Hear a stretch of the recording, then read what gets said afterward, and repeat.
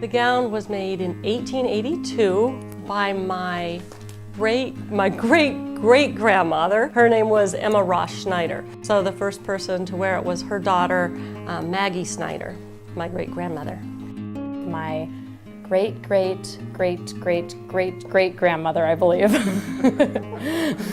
Well, first of all, our faith is very special and important to us. And then with the sacrament of baptism being the entry into the faith, and then this beautiful gown, being able to not only welcome our newest family members into the faith, but also it's a way of welcoming them into our family as well.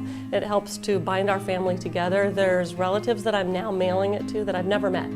And it's just wonderful to have that connection. And it's just a beautiful symbol of our faith and our family.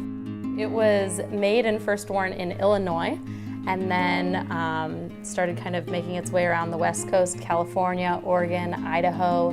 It's been to Texas, Virginia, Ohio, Washington, South Carolina, and Colorado.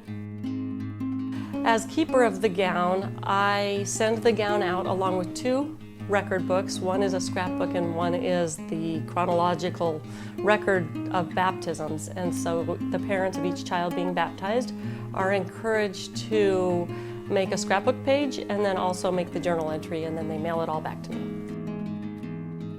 We try not to place too much value on the gown itself, but it's really neat that it has lasted so long.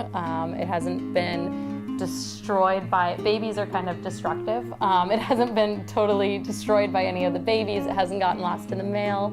And so we appreciate, every baptism that it's able to make it to. It's really kind of an incredible blessing because it's a material good. It's not going to last forever.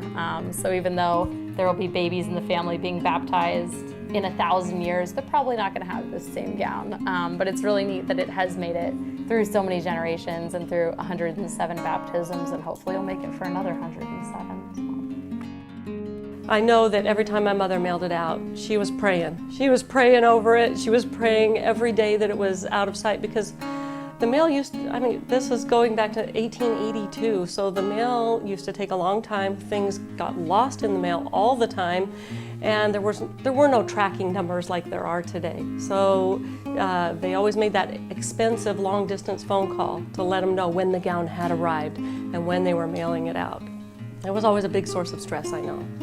Glad we don't have to do that anymore. Don't have to stress over it as much anymore.